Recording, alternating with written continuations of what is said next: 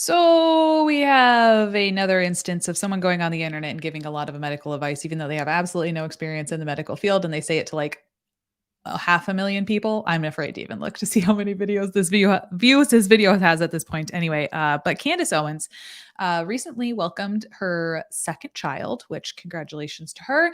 And she and her baby are doing great. So out of the way, we'll say that. She did decide to make her podcasting debut back to her podcast about her birth and labor and delivery experience, which is very, very common. It's incredibly common for people after they have babies to want to talk about it, share their experiences, especially when it is traumatic. I completely understand that. And I wanted to review this video today. I did watch Mama Dr. Jones made a video on this as well. So if you haven't watched that, definitely go check that one out as well. I watched it and I saw points that she didn't mention in it. And I kind of had some different thoughts throughout some of it because I myself I have two children, and I had complicated deliveries with one of them. One of the deliveries was very complicated, and the other one, it was a miserable experience. So I have invited some of my labor and delivery colleagues on here today. We're going to discuss it. We're going to watch the video. It might be kind of a long one because we're going to kind of go through the video, and then I have a ton of things I kind of wanted to talk about, both from an educational standpoint. Disclaimer, this is not medical advice. This is just a stranger on the internet, hopefully providing a little bit of information to counter some of the information that's in here, but we're also just going to be looking at the video to see, because I actually agree with Candace on a good amount in here. This might be the first time Candace and I have agreed on anything in our lives. So we won't be going into political things today. If you know my channel, Candace and I are very, very different humans, but that doesn't mean we can't find a lot of value and things we do agree on. So we're going to be focusing on that today. So let us bring on, we have Mr. Midwife Chad and OB Nurse Chelsea. Do you want to introduce yourselves really quick in case everyone doesn't know you? And all of their social medias will be down below. Chelsea's is in the works, but Chad's is up and running. We got him to make a YouTube. I'm proud. Hi, I'm Mr. Midwife. I have been practicing a midwife for a little while here in the U.S. Southwest. Prior to that, I've got approximately 20 years in labor and delivery. Disclaimer, nothing of what I say here tonight will be taken as medical advice. Please consult your own provider. The comments made here and in the live chat are simply my opinion. What Chelsea. He said. That's perfect. Everything that he just said. Uh-huh.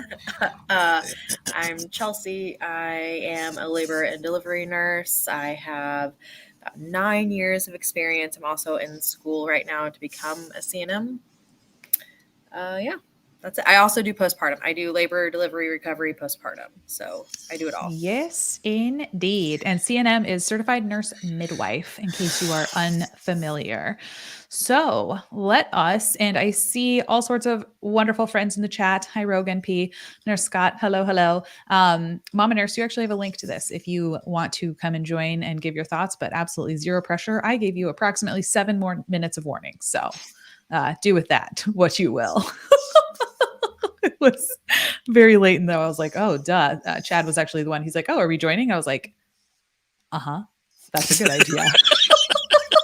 I should invite you to that. You sent us the teaser and then Yep. And then I did not follow through. I was like, is she just trying to get us hyped up to like watch the video later? Yep. And then I was like, oh wait, yep. I should have done that. Okay. So without further ado, welcome to Late Night with Liz and Friends tonight. How fun.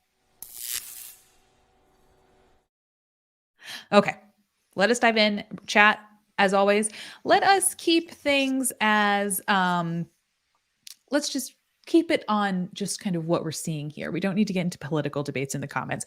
Candace is going to say some things that are going to rile my feathers. I'm going to try to keep my feathers down. We're not going to be talking about vaccines tonight. We're not going to be talking about conspiracy theories. And we're not going to be diving into those realms. We're focusing on Candace's birth experience and talking about that. If you have experience, please let us know in the chat. Again, just keep it respectful. All right. Let me see if I can share this and allow us to have sound.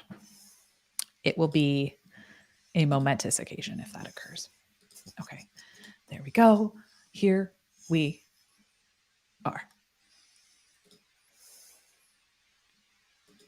Could you hear that? No. Could we? No? No. Well, dang it. Okay. All right, we might just have to go into the YouTubes. How do I? That's very sad. I probably should have tested this beforehand. All right, we'll just go to YouTube. YouTube. So this is from Candace Owens, YouTube. She also has a podcast. Birth story.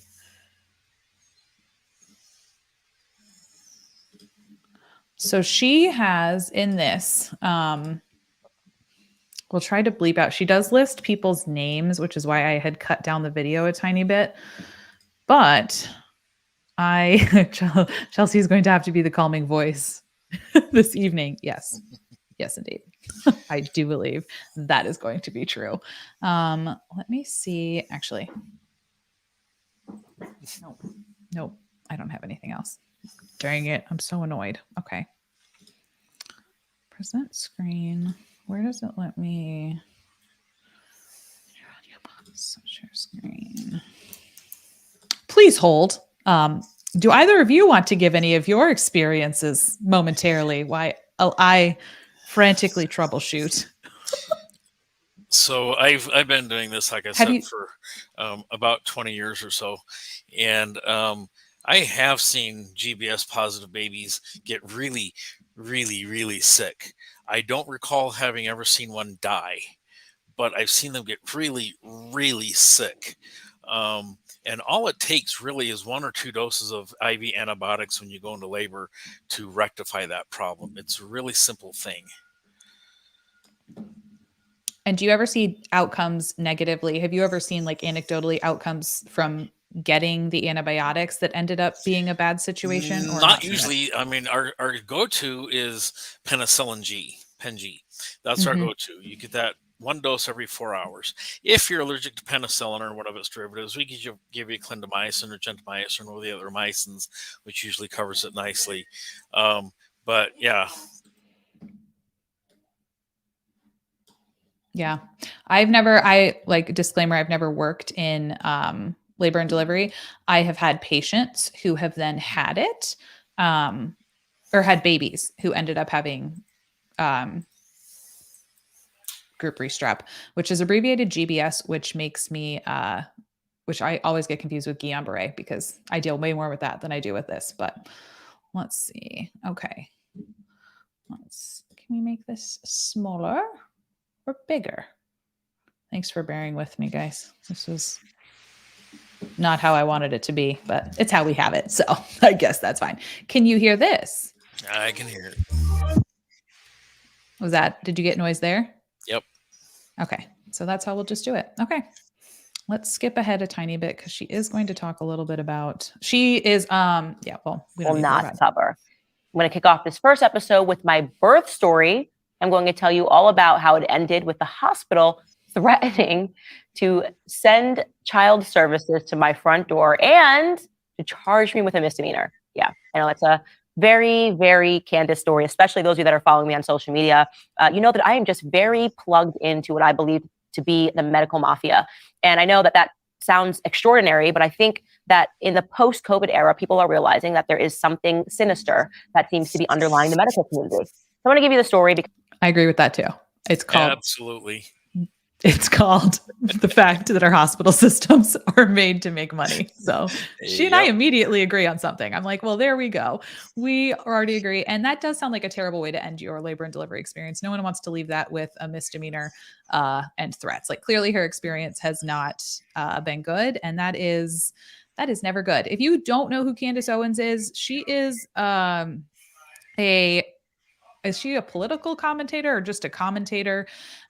She has a lot of opinions on the internet. She is a very conservative human. And yeah, she has a podcast. And I think she's on the Daily Wire. So there's that. story because I think it's important that we talk about what I perceive to be the administrative states, the FDA, the CDC, all of these unelected bureaucrats that are suddenly telling us how we have to live. So my story starts with, and if you're a woman listening to this, you'll know what I'm talking about, the many tests.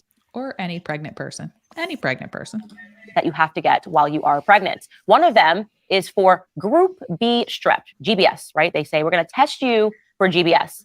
Now, if you're listening and you're wondering what even is GBS, I've had kids. I'm from a different decade. We never had to do this test. Well, what you are told as a woman is that it's a regular colonization that takes place in every woman's body. But so quick interjection. So this is not something that is in every single person's body. A Group B strep is actually, it's a bacterial colonization that is in some people's body. And if you have it, typically, if you're a pregnant person, the baby can then get it if they're coming through the birth canal. So usually they swab you for it. If you have it, then you can then receive antibiotics for it when you are in labor so that hopefully it will not transmit to the baby. But not every single person has it. And it can cause sickness in your baby, which is why they started screening for it anyways. They didn't start screening for it until more recently, like within the past few decades, because they noticed, oh, wow, all of these babies are dying from a Group B strep infection, which can cause pneumonia, meningitis, septicemia. It can go into your bloodstream. It can make babies very, very, very sick. And that is why we start screening for it now. If you have, let me see my slides. Things are not going well with my streaming life tonight, friends. All my slides are all over. So these are kind of when you need to be screened normally for GBS. Well, Chad, do you want to tell us when you normally screen for GBS in a normal pregnancy? So let me give you my spiel on GBS. Group beta strep is a bacteria that lives in about 1/3 of all the vaginas in the world. It doesn't mean anything to you. It doesn't mean anything to me. But during the birthing process, baby gets this GBS in its eyes, mouth, ears, nose. Can be really, really, really bad. When you get to labor and delivery, if you have it, no big deal. When you get to labor and delivery, we give you a couple of doses of antibiotics. It's no longer a problem. If you don't have it, then you don't have it. It's good. We generally screen at about 36 weeks. Mm-hmm. We do a little swab in your vagina, down in your rectum, send that swab off. In a few days, we get it back, either you're GBS positive or GBS negative. And again, as I said, if you're positive, you get antibiotics. If you're negative, you don't. It's that simple. Yep. And it's, part of your normal, all of us have normal gut, like normal bacteria in our body. And some of us just have this, but when bacteria is in places or in humans where it shouldn't be, and in little tiny babies, their immune systems are just not ready yet. They don't even have the physiologic response ready. Like they don't have the proteins that they actually need in order to launch a response to this. So it can make them very, very sick. Here's the technical name, Streptococcus algoctiae. Obviously, I'm very familiar with it. It's normally in the intestines and vaginal microbiome. Exactly, like Chad said, 10 to 30%. You can have it be higher in Black women and by geographic location. And this is important mostly because if you have it as a newborn, they're going to call it a lot in a lot of the research that I'll show. EOD. EOD is early onset disease. So when you're newborn, your tiny baby ends up getting it, they can get this. So it has if you pass it to baby, which I believe if you have it, you have a 50% chance, I think, or something of there's not very many people will end up getting it. It's like you might have a 50% chance of giving it to your baby. And of that 50%, 2% of the babies in that group will get it. But if that 2% get it, it is like 20 to 40% likely that they will die. So bacterial meningitis is one of the things they can get in the neonatal period. Is one of the most devastating conditions with a morbidity is you will die rate of 20 to 60%. The nationwide mortality rate can be as high as 40% in treated cases in the first month of life and up to 10% beyond the neonatal period. As the baby gets older, they get more of their immune system built up and they can tackle it better. So that is why they care, because this is a mess. Approximately 50% of women who are colonized with group beta strep will transmit the bacteria to their newborns in the absence of intrapartum. So if you don't give them antibiotics, it also is much worse in preterm newborn, like preterm babies are going to be affected by it more. But of that 50%, 2.1%. So of the 50% of moms who have it, they will give it to their baby. And of that 50%, 2.1% of healthy full-term babies will die. That's not nothing. That's a big deal. That's why we do it. So hopefully that gives you a tiny bit of perspective. Does that make sense, Chad? Did I explain it semi-decently? You got it right on the nose. Absolutely. Okay. There's a lot of infection, but that doesn't mean it's lethal. But of those that do get it really bad, it gets really, really ugly, really, really fast. And I love Candace Owens. I think she's a great person. But I have a problem with celebrities giving medical advice. Many years ago, there's another celebrity who spoke out against Pitocin and how it absolutely causes autism, and it doesn't. It just doesn't. So unless you've graduated medical school or nurse practitioner school or something else like that, be quiet. Yeah. And that's, I think exactly. And I don't understand why celebrities feel like they can go out and give medical advice. Like this is across the board. You know what I mean? And I saw in her comment section, if we have time at the end, a lot of people who really love her were saying the same thing. They were either like, well, a lot of them were like, I love you, but this wasn't it. But the more terrifying thing was all the people who were then saying, this is exactly why I'm having a home birth, like doing all these other things I'm like, ooh. Yeah, it puts a knot in your stomach, doesn't it? I'm like, this is not the direction that we were hoping to go here. Okay, so that's kind of a why we do it, to kind of give you a little background in case you're not familiar with it. It's a risk and benefit situation, right? Antibiotics obviously aren't the greatest thing in the entire world. Don't love it. However, when the risk on the other side is so great, it's considered worth it. And they do all sorts of things to calculate how many people do we need to treat in order to prevent a death. And that's enough babies dying that it's deemed worth it. They think that if you have a certain amount, I guess a certain number, or this colonization is bigger than usual, they recommend that you undergo antibiotics while you are giving birth. Now, here's the first thing that you should know, and they will tell you this, the doctors will back this. If you pretty much have it detected, they will recommend antibiotics, as far as I'm aware, in general. If you have it within the last, we have the guidelines. Let me see the guidelines. If you have it in the positive group beta strep culture obtained 36 weeks or later, or these are people who get antibiotics, or group B strep bacteremia during any trimester. So that's group B strep detected in your urine. That puts you at a higher risk. If it's in your urine, you're at a higher risk of transmitting it to baby and having poorer outcomes. And she hasn't said it yet, but she will. Hers was detected in her urine early on in her pregnancy, automatically putting her in that high risk group. And the reason that is, you can test. Sorry. No. I was going to say, the reason why, if it's in the urine at any point in the pregnancy, is because we assume that bacteria usually it's like traveling up, right? And so we assume if we got all the way into the bladder, then we have surpassed the vagina, and it's probably well colonized in there too. Oh, that's super helpful. Yes. Thank you. And so go ahead. Oh no, I was just going to say that usually that's where they can call it transient, or it's sometimes here and sometimes not in your vagina or in your rectum.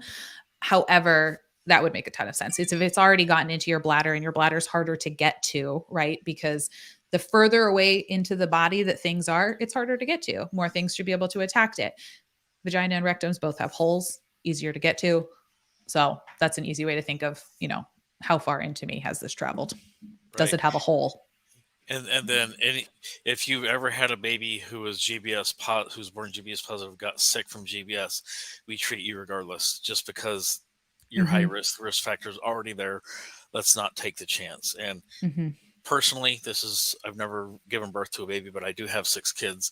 A couple of doses of antibiotics versus a really sick baby versus a dead baby, and it's a simple trade-off to me. Yep.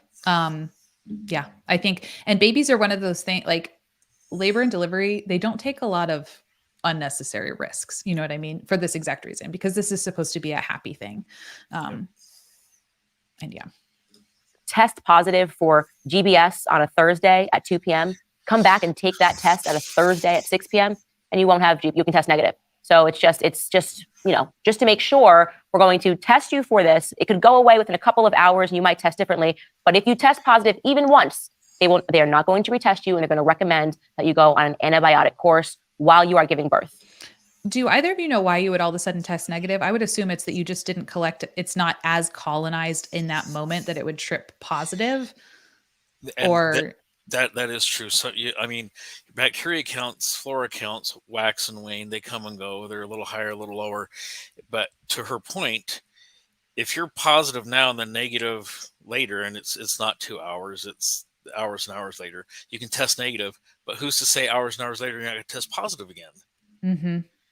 Yep. You don't know when you're going to roll the dice and take your chances. It goes back to that risk benefit, like why. Yep. And a lot of times in medicine, we call things, we'll give tests certain things where we'll say this test is really good to put you into a category, but it does not remove you. And so this would be one of those cases. Once you're in the category, a positive test will always put you in the category, but a negative test will not remove you from it. And that is usually for your safety. Unless, some tests will automatically remove you, but that's when they're absolutely sure. And this one's just not specific enough so that you can actually be pulled from the group if you exit it on a test, if that makes sense. Right. Now, I don't like antibiotics in general, and I decided to... Fair. Me neither. I think most people don't. They give a lot of us diarrhea. And we way overuse them. That's what I always threaten my patients with when they come in and they have I have a cold. I need an antibiotic. I'm like, I will threaten you with diarrhea until you change your mind. No, it works much better than there's antibiotic resistance. No, threaten with diarrhea, friends. It's much more effective. To look up exactly what this GBS was, what the statistics surrounding it were. Is this actually going to be harmful to my baby as she's exiting the womb? And of course, what I found was that dark hole of statistics that basically told me 0% of babies are harmed by this. No. My mouth dropped open. And my heart hit the floor when she said that. Nothing is 0% ever. Yeah. So, and this is certainly not something that, if you think of all birthing humans, 30% of that, 50% of them have their babies have this, and then 2% of those babies die. That's so incredibly irresponsible of her. So many more than 0. And that's why we're making this video. If your baby is harmed by this, they say that perhaps the baby could stop breathing, but there's no way to isolate whether or not that child that stopped breathing because of, per se, the vitamin K shot that they give your child as soon as they come out of the womb, or the Hep B shot, which is for STD. Like I said, we're not going to talk about vitamin K and Hep B today, but that they somehow recommend and they're giving to most babies. Yeah. Maybe that's for a different day. As soon as they are welcomed into this world. So, and you do know if a baby has this, they would test the baby because if they're dying at that point, they would know what it is from because they would do blood cultures, they would do a cerebral, they would go into their spinal cord and they would pull out fluid and it would test positive for Group B Strep. So that is something that you are able to find out when babies die from this.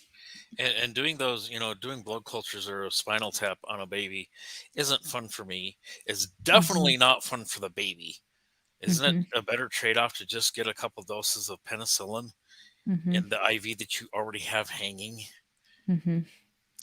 I have taken care of several babies, and not all of the ones who have survived from this as a peds nurse. And watching them get those things it's not what you want, but they can figure it out. So it's not that, and it wasn't their vitamin K shot, which has to do with clotting. No, it wasn't. Yeah. You actually, if you end up getting Group B, you usually get a lot of vitamin K to try to,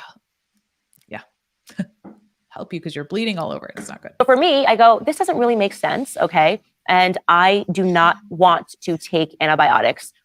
And this is where I wish her healthcare provider team, I wish she would have felt comfortable. I don't know if she did expressing that to them. And why did they not say something in an approachable way. I think one of the things that a lot of times can happen here is healthcare providers, we're so, I'm like me, I'll use me, I won't speak for everyone. I'm so tired of having the vaccine conversation about so many different vaccines that's why a huge reason I didn't go into peds, because I would not be able to have that communication in a way that patients deserve to have it, right? With a lot of respect, with a lot of patience.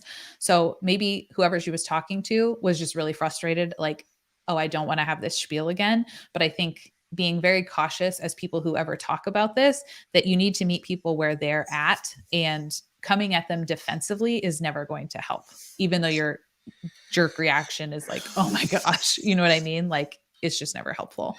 Well, and her key phrase there is, it didn't make sense to me. And I did my own research, which is fine. I'm fine with you Well, bringing your own research, but let's discuss it together. It doesn't have to make sense to you. It should make sense to the scientists who researched it. And Dr. Google didn't go to medical school. I'm sorry, but he didn't. Yeah. And so there's nuances about medicine, nuances about some of the stuff we do, that we do it for a reason, not just for fun. Yeah. How often do you think have you guys seen people decline antibiotics for Group B Strep?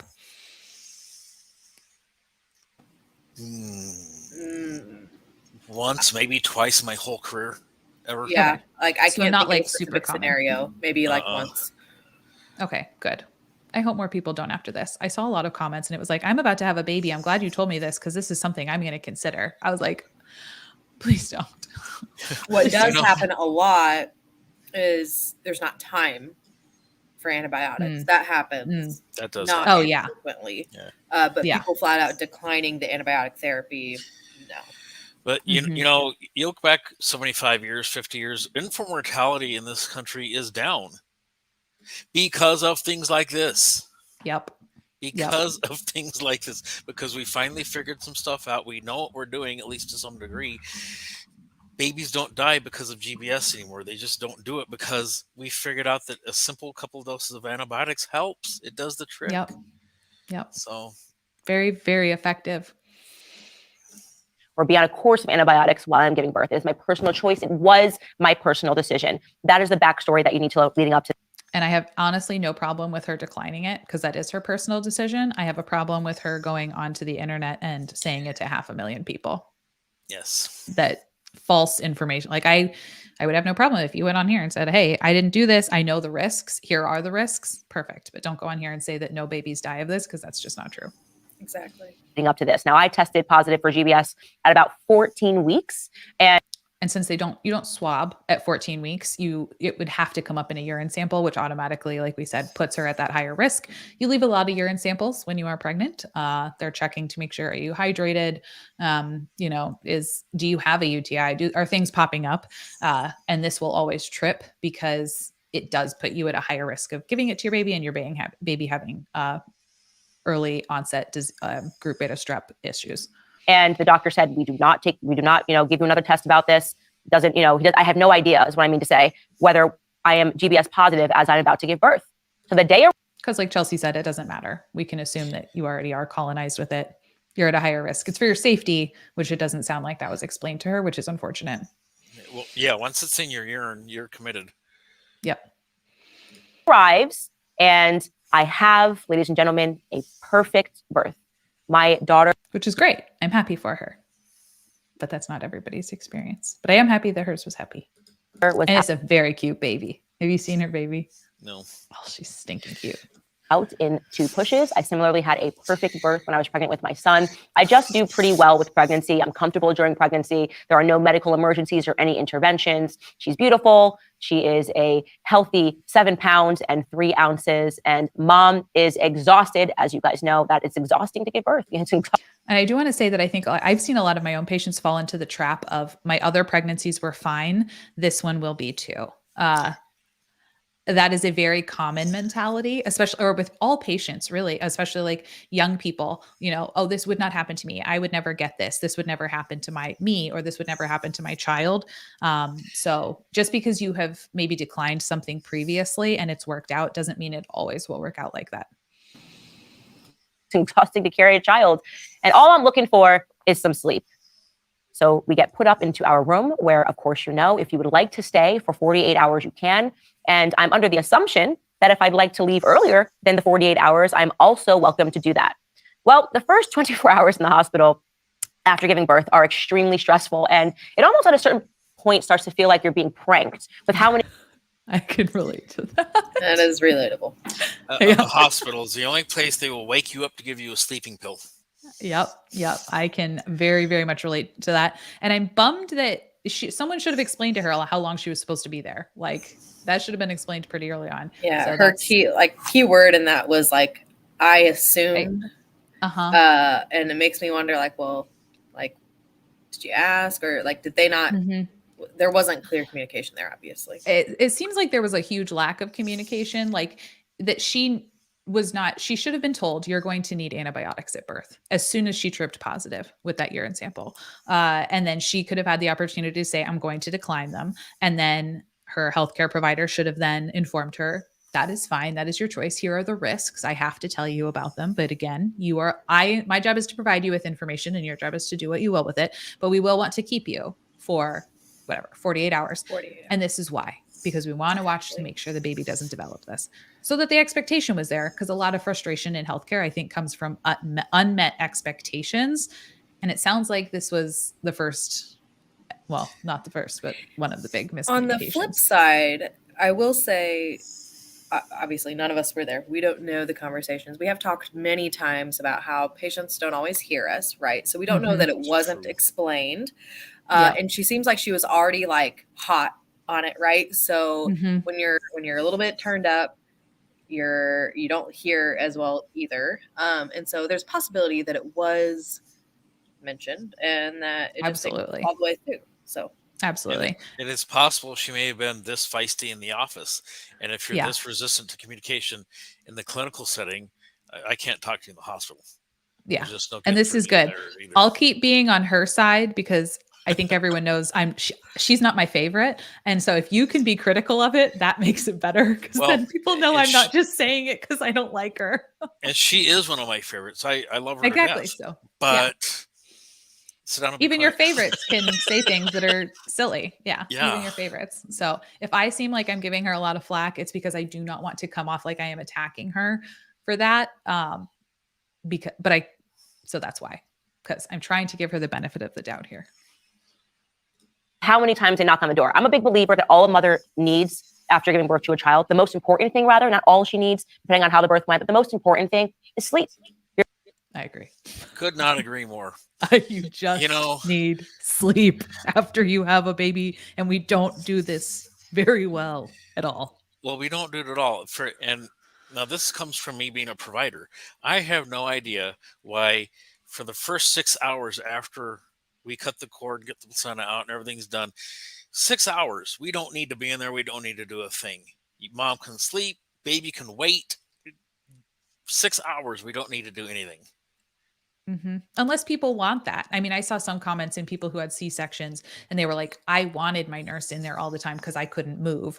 Very different situation from a vaginal delivery that went really well. And you just want to have that period afterwards where the baby is sleeping and too tired to eat, because like babies are born and you look at them and you're like, oh, this is so cute. And then your adrenaline is like here and then it goes like, boom. And the baby sleeps and then you can sleep, but you can't in a hospital because that's not how it's set up. Because they make you up to give you sleeping pills. Yeah. And I mean, I think a lot of it comes from litigation, right? We're very good at suing people in the OBGYN setting because the risks are so high. And also nursing is stretched pretty thin, right? So in order to get everything done, I think they've come out with a lot of rules. And Chelsea, you can kind of speak to this more, I think, of like, hey, you have to do this by X so that we don't get dinged by the insurance company, even if that's not necessarily what makes the most sense from a patient perspective, like in this moment, if that makes sense. Also, who said, Kate, thanks for the super chat. I appreciate you. I've been a RN 10 years when I had my first baby, lots of surprises still. Oh, I bet. Being a nurse and then working on labor and delivery, those are very different worlds. Very different worlds. Very different. But Chelsea, is that kind of like how it works? There's a lot of rules. There's a lot of rules for us about like when certain things need to be done. Like, for example, vitamin K and erythromycin is supposed to be done within the first hour of after birth. Hepatitis B vaccine is supposed to be given within the first 24 hours. And then depending on where it is, we have, some places might have more things, more strict assessment times that we have to do for baby. For instance, like where I work, we have to get vitals on the baby every 30 minutes for the first 2 hours, which is a lot. So, and that's not even counting like what we're doing for mom. And so during this portion, I feel for her because I know, I mean, there's lots of times that I, as the nurse, like, I'm like, I don't want to go back in there. She just fell asleep. And I will like, whenever I worked nights, I would tell my patients to hit the call light whenever the baby wakes up to eat. That way I'm not like waking you back up to do this stuff. I can just catch you while you're both like here and awake and then let you sleep for the rest of the time. So there's about to be a lot of stuff in her video that I feel her on. This is a thing that we do very poorly is clustering care. And there is a hospital near where I am that they are very strict with their nurses about having to do certain things at certain times. And so their autonomy to cluster care is like really reduced, which I think is the most ridiculous thing ever. And they will literally like, they will get reprimanded if they do, if they try to do a PKU at the 24-hour mark instead of at a random 2 a.m. time that all of the PKUs are done. It's just, it's not great. And this is definitely something that we need to do better. And I wish, I just wish she had focused on that because I think that's really powerful because how many of us watched this and were like, oh my gosh, like, yes, this was a horrible experience. Like I relate to that. And one of the absolute silliest things I've ever seen done in a hospital, in every hospital I've ever worked at, you get a baby that's born at 10:30 at night. They weigh it, they give the vitamin K, erythromycin, all that stuff. They got to go in right after midnight, weigh it again. Why? Because it's a different day. Do you really think this kid's lost any weight in the last hour and a half? Seriously. We don't do that. But if they're born past like 4 p.m., we don't weigh them again until the next day. Every until hospital like I've worked the 24-hour mark. Every hospital I've worked at, right at midnight, sorry, 12:30, Chad. they're right back in there. And I'm like, this kid delivered an hour and a half ago. We just did this. Do you think he's lost any weight in the last hour and a half? Anyway, that's just but this is why freshly unpregnant women are woke up every 20 minutes for stupid stuff that, like Chelsea said, we could easily cluster the care just very easily. And I think the call light is the easiest way. Like, hey, when baby wakes up or something, hit the button. I'm going to peek in on you or whatever, but I agree. It's maddening. And that's something that we had to, like, my department had to explain because, like hospitals track everything. And one of the things that they track is like how often call lights are used. And they see that as like a bad thing, right? Like the more times call light are used, that means like the less attention that you're paying to your patient. And we had to tell them like, no, like it is a tool that we use in our department so that they can let us know when they are ready. It's not like, it's like it's a communication tool that we have between us and the patient. It's just like if they could like text us and say, hey, like we're awake or whatever.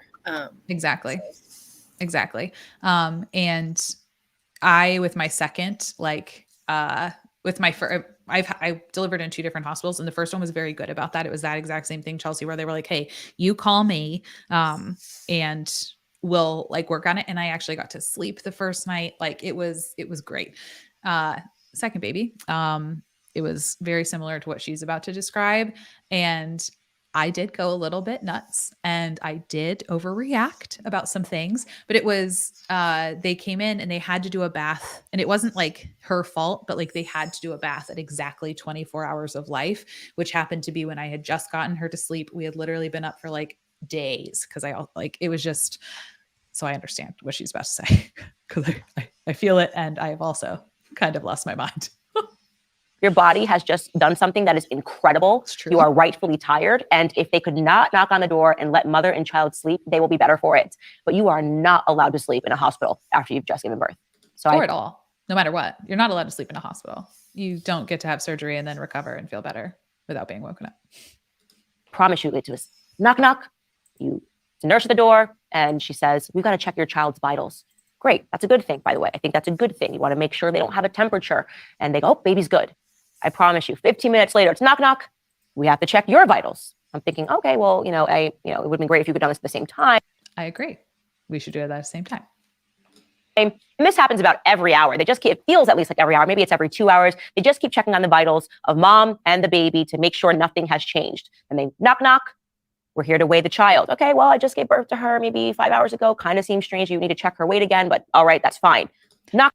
Why do you weigh them again so quickly? Just to kind of get a baseline and just to track it? Because you would expect them to lose when, like, you're expected to lose.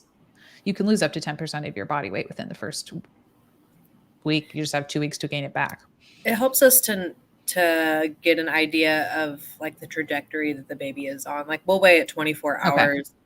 And it kind of, if they've lost a lot in that first 24 hours, it can tell us like, okay, maybe feedings aren't going super great and we need to get lactation in here or something. It's just another data point. One piece of the puzzle. Yeah. Right.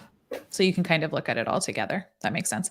And I was going to mention hospitals being short-staffed was also a reason why the hospital I went to said that they were doing all of the things in the middle of the night like they did, because then it didn't make it so that day shift had to do everything. They said by doing it at this exact 24-hour mark, it makes sure that we spend like it's all throughout the day and it doesn't just, the burden doesn't fall on one shift.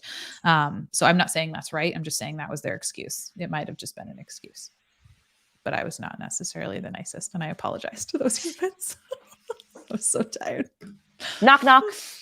Dolly Parton's books. I kid you not. I had a knock on the door while I was in the hospital. So fatigued, just wanting to close my eyes. And it was I guess they say it's a captive audience, and it was from Dolly Parton's books. And they say, you can sign up and you can get books for free for the first year. And it's for free, so why wouldn't you? And I literally said, thank you, but no, I just want to sleep, I just want to sleep. They leave. Knock, knock. Hospital photography. Do you want us to take photography of your infant? The photographers. I will say this portion did make me upset for Candace because if this had been my patient, I would have put a sign on the door that says like, come talk to the nurse before you enter this room. Yep. Because books, awesome. But that could definitely be facilitated at the pediatrician's office. We could fill that form, or even later when they're awake, or you could leave a pamphlet. And if they want to sign up, they can. Photography, same thing. Just leave a note.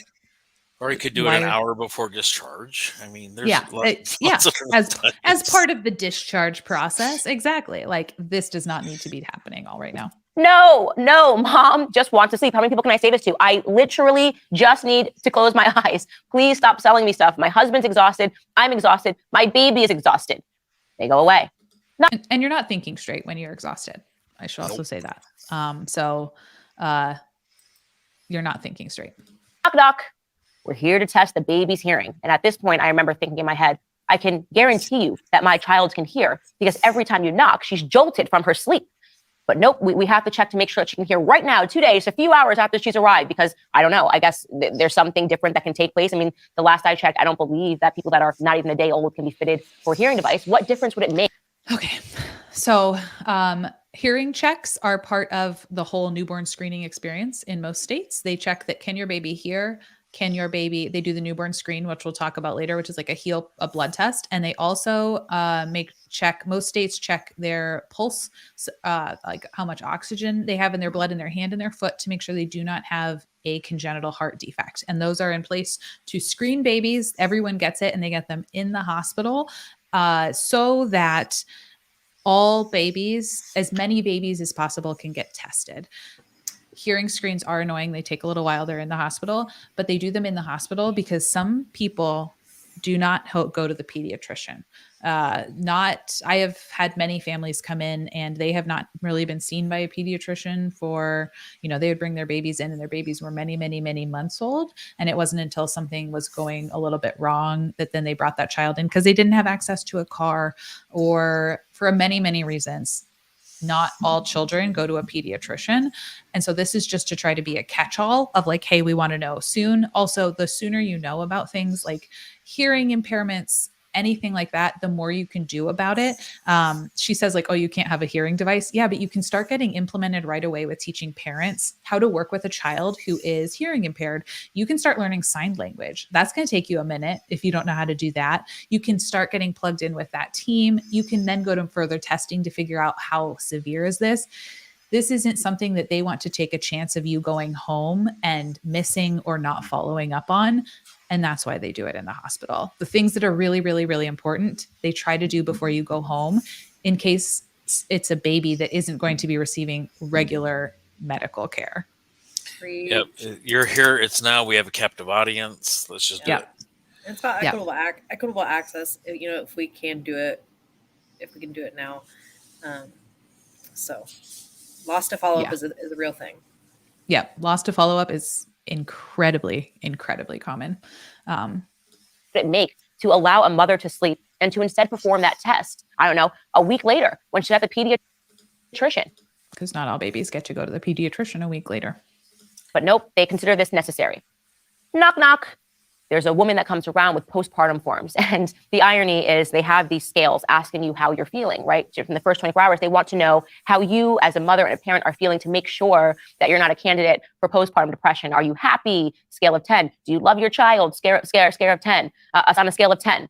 I remember actually sitting there and thinking, this is like Guantanamo Bay. You keep knocking. You refuse to let us sleep. And now you want to ask me whether or not I'm crazy because the answer is yes, you are driving. And that's true. Like, I don't know why they would administer that exam that closely after birth. Usually we do that at like the 6-week mark, or if you're really struggling in between there. But I know I would have horrifically failed any mental health screening at this point too, as she very much is explaining that she did too, because it does feel like at that point, like her situation just makes me stressed. It does sound like a hostage situation. Well, postpartum psychosis is already setting in for her. Yeah. So. I'll say seriously. Postpartum depression screen is becoming, mandate isn't the right word. It's becoming standard of practice at postpartum, at discharge, at right. It should be done before discharge. That's becoming standard. Mm-hmm.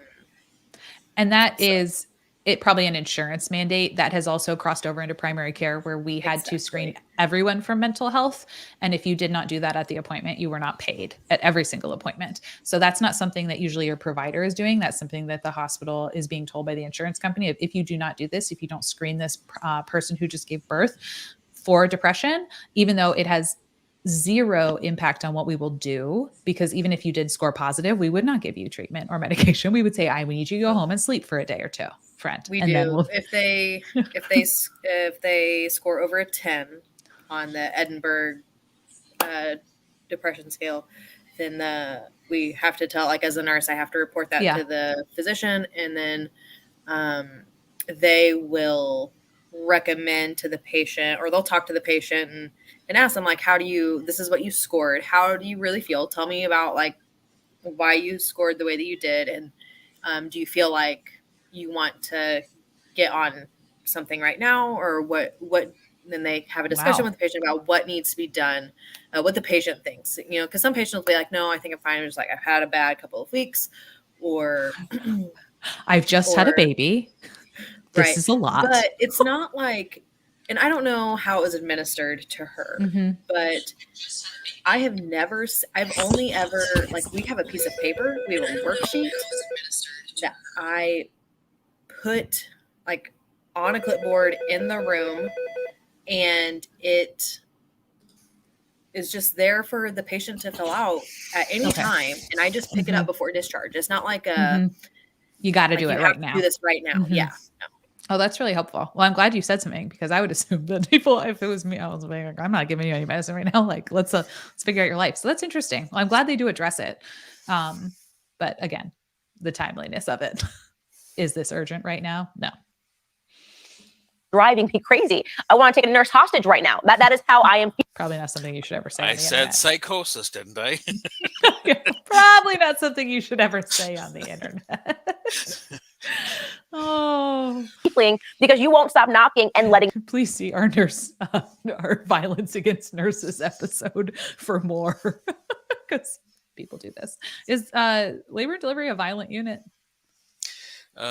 Usually not from mom. Sometimes from the dad or the visitor, or the patient's mom or something. I get some hostility, but some patients can be pretty violent. One of my nurses the other day got a patient told her, like, I'm going to punch you in the face. And she said, the nurse was like, no, you're not. I am here to help you and your baby. And let's just have the baby. Yeah. Things we won't be doing today. We get lots of threats. I will say we get lots of threats.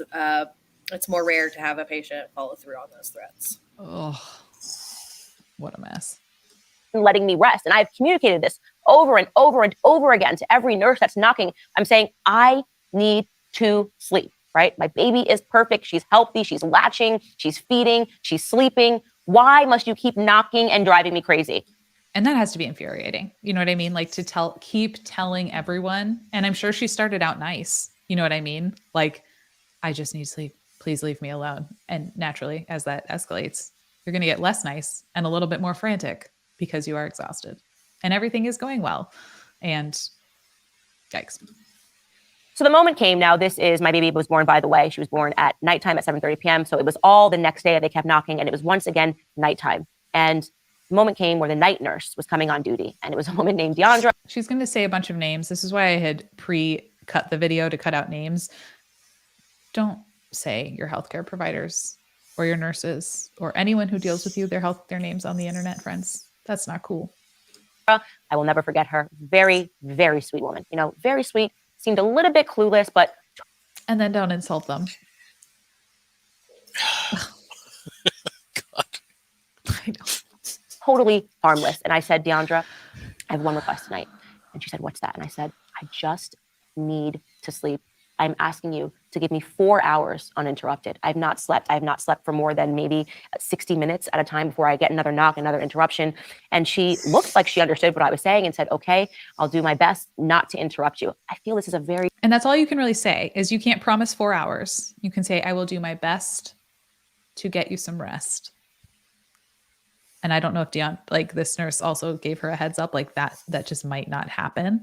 But don't promise patients things, because then this very happens. Simple, sane request. Yeah. To not be interrupted for 4 hours after you have just gone through the miracle of birth. So I get in, I'm all nuzzled. My husband's sleeping on that super uncomfortable couch, pardon me. And I'm going, this is it. I'm going to be able to sleep for 4 hours. I kid you not. I can't tell you how much time went by before I hear a faint knock on the door. I guess Deandra's solution was she was just going to be a little more quiet, right? So I'm just going to be quieter when I knock. Of course, I heard it, but I heard my husband jump up and go to the door.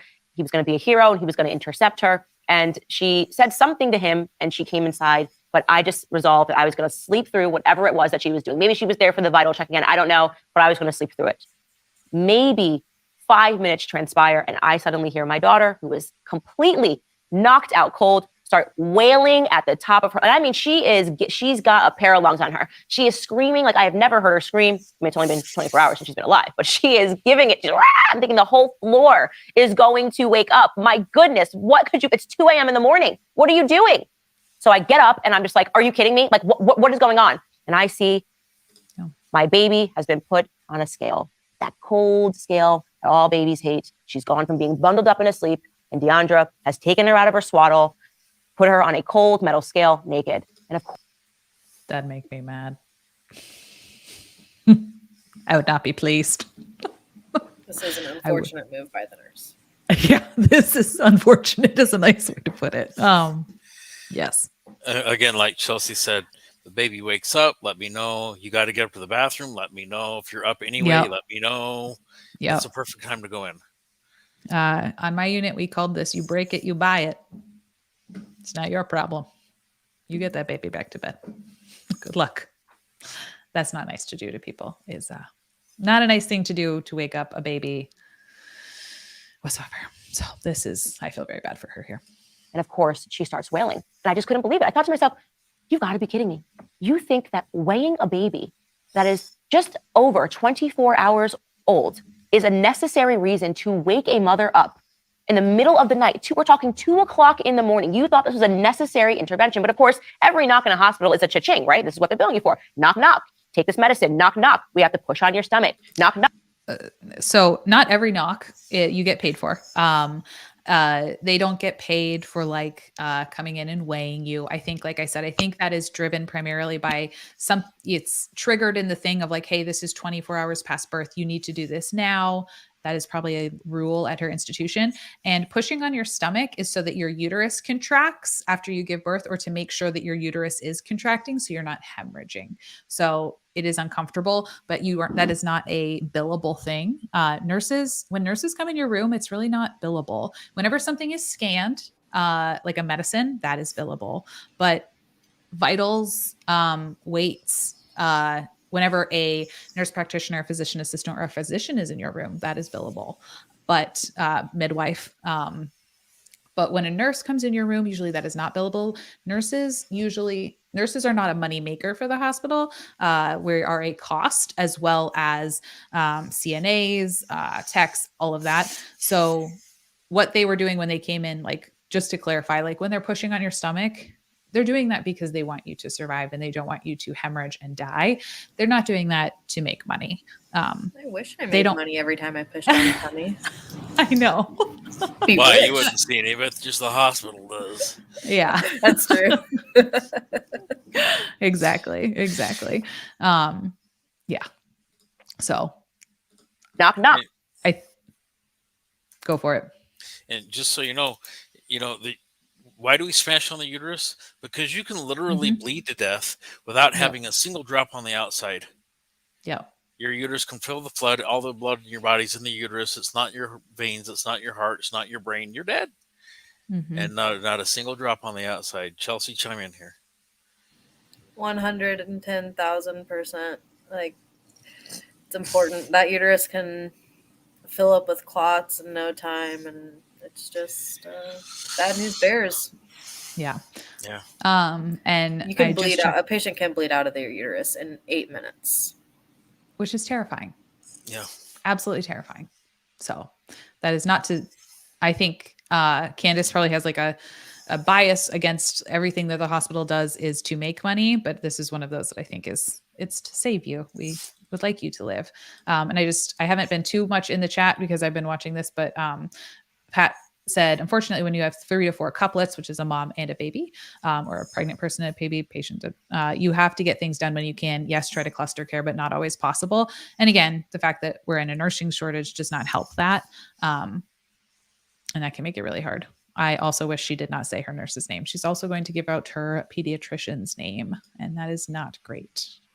I tried to bleep it. If you missed the beginning, I had downloaded the video and I had spliced it and I bleeped out all the names and I cut out some of the bits that were just more storytelling, that weren't pertinent, but it wouldn't play. So the internet or streaming hates me. Knock. We're here to give you Advil. Knock, knock. We're here to check the vitals. They know this is dollars and they're not going to stop making money in the middle of the night. So they've come to weigh the baby. I mean, a serious question. I'm not even pretending that I know everything about this topic. How much weight can a baby reasonably lose within 24 hours? I mean, she's feeding. I mean, how much weight? Like Chelsea said, it's part of the constellation of presentation. If you have a baby who is not looking great, and then you're looking and you're like, oh, well, they're not really eating well, they're losing weight. Maybe we need to get some further assistance in here and see what we can do. So it's just something to help track. How much weight could she have reasonably lost from being born 1 day ago to this moment at 2 a.m. in the morning? I don't know. That's an open-ended question. Again, you guys can tell me if I'm wrong and I'm missing something. So at this point, I just get up and I'm so angry. And I say, we're leaving. Look at my husband and he sees that look in my eyes. I gave her, I go, we're done here. I need to sleep. I'm going to go crazy if I do not sleep. Let's get up and let's go. And Dreandra says to me, oh, she said, we have not yet performed the newborn screening. of a newborn screening, in case you guys don't know this, is a test. It's a blood test that they make babies take, infants, of course, among the other tests they have to take. And they just run to see if they have any, genetic issues that will come up in a basic blood test. And I'm saying, I want to get out of here right now. This blood test can be performed at a later date. We will take her to a pediatrician. I want to leave right now. And Deandra looked at me and she kind of made a face like, okay. And I need to go get the head nurse. So Deandra. It's called a charge nurse. Head nurse sounds very fancy. And newborn screens. So newborn screens, like we talk about, especially in Tennessee, encompass it's a cluster of things. It is the blood test that you're going to send in. It is the hearing test. It is also the assessment of their pulse, how much oxygen they have in their blood. These are best performed between 24 hours and 48 hours of life. So the pediatrician is not the best place for this. Again, this is something that is done in the hospital because it is life-saving. And if you leave, they may never be able to send it out and people can die. Again, like Chad was saying, babies are doing, like, we see an improvement there. And that's because a lot of states have implemented newborn screens that test for a lot of things. In case you're not familiar with a newborn screen, the actual paperwork, this is what it looks like. So this is, I think, from Washington, but you fill out the name. I have done many of these. I'm sure Chelsea and Chad have done many, many, many of these. You prick the baby's heel and you put ... of blood on it. And in Tennessee, they send it to a state lab. And they test it for all of these different diseases. And the way that these diseases get on the list is they are fatal or severely damaging to the child if they are not caught very, very quickly. And that's how you get on this list. So it would notify you, hopefully, before something went terribly wrong. Here's just some research saying it's, best to do it within this time frame. That's why they didn't want the baby to go home, was because they were worried, hey, what if we can't get this done? And then the hospital's in trouble, because if the hospital releases a patient and they don't do a newborn screen, or the birthing center doesn't do a newborn screen, the hospital's the one that they're going to come and point the finger at and say, hey, what the heck? Why didn't you do this? And I think this is the timeline specifically from Tennessee, where 18 to 48 hours old. And then we have that there. And then they keep it for a year in case something comes back or the child then later gets sick. They can come back, and every state's going to be different with this. But in Tennessee, they keep your newborn screening blood for a year, just in case the child gets sick and they need to come back and test it. And then at that point, it will become destroyed. Or if they keep it as a quality control, they keep the sample and they delete who it belongs to. So they have no way to trace it back to you. That is kind of what is done with them. Chad. So then there's... this is my little soapbox. So she said, how much weight can a baby lose in 24 hours? Well, my example, 90 minutes, probably not that much. In 24 hours, we don't know how much weight this baby is going to lose. You didn't let us weigh the baby. Mm-hmm. And then, to string that out just a little bit. So you're GBS positive. You absolutely refuse antibiotics. Your baby gets sick. Something bad, really bad happens to the baby. You come back and all of a sudden it's my fault that you didn't get the antibiotics. You sue the hospital, you sue the provider, you sue everybody, because now you have a damaged baby. We told you to get the antibiotics, but somehow it's going to fall back on us. And then with like these PKUs and the newborn screening and stuff, if you refuse the screening and baby does come back with PKU, for example, candidiasis, gets really sick, then you're going to want state's help for the rest of this kid's life to support this kid. It's a drain on the system when all it would have taken was identify the problem and get the proper treatment. Mm-hmm. It's that simple. Now you don't have a damaged baby. Now the state's not on the hook for paying for all this stuff for the next 40, 50, 60 years. I mean, it's just whole sequelae, because I don't know. I don't want to say you're too stubborn, but yes, I don't know what the word is. At this point, I think at this point, exactly. I think at this point she's so frustrated. She's in the temper tantrum mode, like you get when you're exhausted, and you're just going to say no to everything, even if you don't care. You know what I mean? Even if this just doesn't matter. it's that point when you're like, everything is bad. You cannot fix this. So I'm going to just say no to everything. And even if things were explained, like she might not have been in a place to understand that. That nurse probably didn't even like, she might not have necessarily known she might not have been a confrontational human. You know what I mean? Like, so she might not have explained that. And then saying, I'm going to go get the charge nurse, like that's always like it's escalating things a little bit. Versus if you had just been able to be like, hey, this is why this is really important. But that's kind of why we do newborn screens. And again, we do them in the hospital. One, because that window has shown like a good, decent accuracy. Also, it's a capture moment because you already have them in front of them. And if you let them go, that baby might not ever come back. You're here. It's now. Let's just do it. Yep. Yeah. So Deandra goes to get the head nurse, and I think it must have been 45 minutes that transpired. I can't really tell you because I was in unbelievable haze. And she comes back with a woman who has a form, and she looks at me and she says, I hear you want to leave before the newborn screening. And I said, yep, I want to get out right now. I need to go home and I need to sleep for my sanity. And she says, well, I'm going to have to give you this form. I kid you not. They hand me this form, right? It is just before 4 o'clock in the morning. And it is a form. And she even highlighted the section that was relevant. And says, I have been informed that under Tennessee law, Title 68, Chapter 5 requires these tests, and that a refusal of these tests is a misdemeanor. She said, I'm here to tell you that if you don't allow us to take your baby's blood, it is a misdemeanor. I kid you not when I say, I just started laughing. It was like a maniacal. I didn't even understand. I was in another world, another haze. I thought to myself, am I starting to hallucinate? Do I have actually a nurse in front of me telling me that it's a misdemeanor if I do not submit my newborn baby's blood to her? So it's not a misdemeanor in every state. I'm pretty sure they probably made it a misdemeanor, which they did. It is a misdemeanor in Tennessee, probably because if they are trying to like build up a case showing neglect, having something be a chargeable offense, like a misdemeanor, is going to look more powerful than just, oh, and they didn't do this other thing they were supposed to do. That's not maybe going to be acted upon, but I think that's just there to try to help build up a case in case someone ever need to, but that's totally me speculating. I was not able to find out why exactly they make it a chargeable thing. I couldn't find any examples of people actually being charged with the misdemeanor, but if just knowing how I've seen cases of child services work before, that's probably how I would assume. What do you guys think? Yeah, I totally agree. They're not. You get home 3 days later, cops aren't going to show up because you didn't get your newborn screening done. But like you said, if things go south and CPS gets involved and so on and so forth, then they bring that out. Yeah, it's not the nurse's fault. Like, right, that is probably something that the nurse has to inform Oh her yeah. of, right? It's not her. She's not just the nurse. I'm sure the nurse did not want to go in there and tell her that. Oh no, no.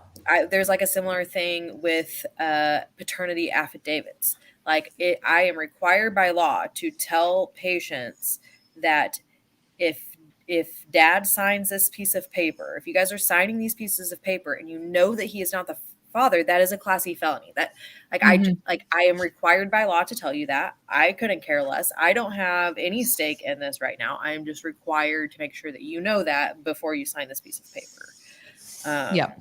So. Yeah, bad time. Yeah. And it's at the end of an already frustrating day.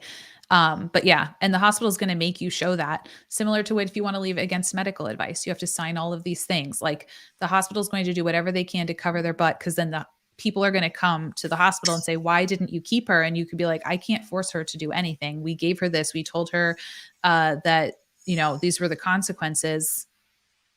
Here we are. So it wasn't out of malice, but I'm sure it appeared as it was malice. But I mean, I'm sure, like Chelsea said, this person was not excited to walk into this room, right? This nurse came to them and was like, I have a patient who's threatening to leave. Here's the situation. This was not an exciting situation for anyone. And my whole feel of this whole situation, I keep on coming back. Like, both things can be, like, they can both be wrong, right? Like, yeah. Candace can be not most receptive. Like, there we go. And also In this her moment, care yep. team could have been Yeah. doing a better job. Exactly. Two things can both be true. And I'm sure, yes, exactly. Am I understand? I just laughed. And I just went, I said, can I see that form? Can I take this home? And she went, uh-huh. And I said, and for my understanding, when you say a misdemeanor, am I going to write a ticket? Am I going to get arrested? Do I have a court hearing? And she said, well, I don't know because no one's ever refused it. And I just started laughing. I couldn't do anything but laugh. And again, it's like, did the person probably just didn't know, you know, they probably, and I don't know if they said it with that tone. Maybe they did. They very much might have. If it was me, I would have been like, I don't know. Like, I've never had this experience before where someone refused it. Like, you know, because I don't know. Because like I said, people don't usually refuse those things. My husband said, okay, we will wait until you take the baby's blood. Okay, we will wait, but we want to leave immediately. So she then says, well, we can't, even if we take the baby's blood test right now, we can't let you leave in the middle of the night because you have to be signed out by the OBGYN and the pediatrician. And I just said, when are they going to be here? She said, they're not going to be here until tomorrow morning. So the earliest you can leave is when you get these two individuals to sign you out of the hospital. So I'm thinking, you know what? It's already 4 a.m. Couple of hours, they should be on duty. And I'm going to get myself signed out. Please take my daughter and do the necessary blood test, which by the way, I want to say this. I'm not against, obviously, infants getting blood tests. I think it's a good thing to know whether or not your child is born with any issues. And I am not against, when I say I'm against big pharma, I'm not against going to get a blood test. But I am very much against the idea that there was a law that I am required to give my baby's blood within 24 hours to the state. Because what happens? What happens when you give blood? You know, where does this blood go? Now, well, I'm glad you asked. That's why I looked it up. So I understand if you are prone to being concerned about where your information is going, that this could be quite frightening. And some states seem to do it better than others. If we're just being very frank, Tennessee seems to do a decent job. Like we talked about, they sent it over to, they keep it, newborn screening specimens taken for testing pursuant to this part, blah, blah, blah, 5. It's kept for 1 year with the identifying information in case they need to, say baby develops like, goodness gracious, cancer or something. And they want to go back and they want to say, like, let me make sure nothing wacky showed up on this newborn screen. They can go back and look at it. After that, not really worth keeping it because things wouldn't be related. And so, you know, after that, they delete it or they keep it for testing, but they delete who it's from. So you could never link the two. So that's what happens to your newborn screen. Also, remember, it is this tiny piece of paper. It's not vials of blood being stored somewhere. Yes, you can get information out of this, but it is not like huge samples. You know what I mean? And it is going to your state's lab at their health department. And that is where it goes. Now, the next thing she says is this is not a good situation. And I'm going to skip through a lot of it because it's just, we'll summarize it. At this point, very, very clear. I am not against genetic screening. I'm just not against the genetic blood test that takes place to see whether or not your child has any disorders. In fact, I think that's probably a good thing. And it's likely saved some lives. But it definitely has saved some lives. The things that a lot of these they check for are things, this list again has like galactosemia means you cannot process milk. So you can be eating and eating and eating and nothing is happening. Cystic fibrosis, mucus developing in your lungs and all over your body, making it so you can't really breathe. A lot of these other things like amino acid disorders where your body literally can't like make proteins. This list has absolutely saved lives. We like it. We like newborn screenings. We like them. They do good things. But it is quite extraordinary when you're told that it's a misdemeanor if you do not submit your blood to the state. Now, a conspiracy theorist might think, and I was not a conspiracy theorist. I was just a tired mom saying, I want to go home. I don't want to take any more tests. I want no more knocks. I want to go home. But a conspiracy theorist might think, okay, is the state doing something with that blood? Why would they make it so severe that it's a misdemeanor? I don't tend to ever think that the state loves your children so much that they put in place a law like that because they just want to help kids that maybe have some genetic disorders. And this is actually... But like Chad said, they can phrase it like they care about your child, but what they don't want is for you to collect disability on that child. For the next 100 years. Yeah, they are looking out for them. Don't you worry, Candace. It is indeed far more sinister than we would like to think, but just not for the reason you're thinking. Actually, funny because a month after I gave birth to my daughter, this article popped up, which I want to just read the headline for you guys. Police used a New Jersey baby's mandatory blood sample to pursue a criminal case. Public defenders and a newspaper are now teaming up to sue over privacy concerns. Not ideal. Doesn't sound that. I heard a similar one recently on one of those legal shows. I think it was Steve Lato, who I follow. Some woman had been assaulted, and her DNA and everybody else's DNA was collected. And a few months later, they tied her to some crime, some robbery or something that had happened a couple of years prior to that, because they now had her DNA from a crime in which she was the victim.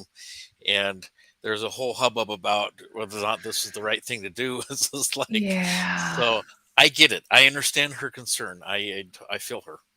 Yeah. Normally when you give any kind of sample, that's coming from your body or a body of someone you're in charge of, you have to sign away and say like, this is where I'm okay with it. Like, I understand that you're going to be using it for these purposes. You're not supposed to go and steal it. New Jersey was definitely acting up a little bit here, and we're not cool with it. We'd just like to say that on this channel, that we are not cool with you stealing people's bodily anythings. Okay. Just, you got to be explicit about what you're using that for. So what they did use it for, I looked into this lawsuit. The lawsuit points out an investigation of a 1996 cold case had generated a small list of suspects, but since the investigators did not have probable cause to obtain DNA from the suspects, so they didn't have enough proof to obtain DNA from them, they instead chose to approach the Department of Health to see what DNA could possibly be obtained from samples being stored at the agency. New Jersey stores theirs for a lot longer than a year. So come on, New Jersey. We can tighten things up. Working backwards from the newborn's DNA, investigators honed in on one suspect. At no point did anyone appear to consider the Fourth Amendment implications of utilizing non-consensual blood draws from infants to work and warrant requirements from DNA samples of much older suspects. So, New Jersey, that wasn't a good move, New Jersey. Okay, we don't appreciate you. Candace, then I'm going to skip this part because she, for a little while, just shows news stories of that. We can all agree that's not cool. Thanks. And then you find out later that somebody in your family gets convicted of a crime because they used that blood to track them down. Although I don't like that argument. I wouldn't go with that someone in my family was accused of a crime and found. I would just go with that's a violation of privacy, because if one of my family members is committing crimes, I mean, that's fine. They should probably go to jail. So I don't like that argument, but I don't like the fact that you were using it without informed consent. Just something you should potentially know. But again, back to me in the hospital, not the reason I want to skip this test. I just want to get home so that me and my husband and my... If you're curious about what your state does with newborn screenings, just Google your state and then newborn screening provider guidelines or something like that, or test information about it, and it should come up. Recently born daughter can get some sleep. So we wait until the morning time and we wait for the pediatrician and the OBGYN to arrive. In fact, the OBGYN woke me up about 6 a.m. As soon as she got in, I was dozing off and she said, I want to let you know that I put a sign on your door not to disturb you. I think she was a very sympathetic woman. And she said, I want you to know that I have signed you out. So when you are ready, you can leave. And that was all I needed to hear. We jumped up and we started packing up our bags. And I thought, this is it. I'm about to leave the hospital. Finally. So one thing about OBGYNs, like she was able to come early, and Chad and Chelsea, you can let me know if this is wrong, but I would imagine the way hospitals work is typically surgeons come in early, they round, they make sure everything is okay before they go about their day. Before they go into the OR and make more messes, they clean up the ones they have first and they get rid of things. OBGYNs, midwives are, OBGYNs are surgeons. Midwives, I would imagine, is the same thing. Let me come in. If no one is actively having a baby, I'm going to tie up loose ends. I'm going to let those people like sign off wash my hands of it and be like, okay, yep, you look great. Wonderful. And then they'll go about their day making more messes, delivering more babies, opening more charts. But you kind of want to put a nice little bow. They have to get there early anyway, right?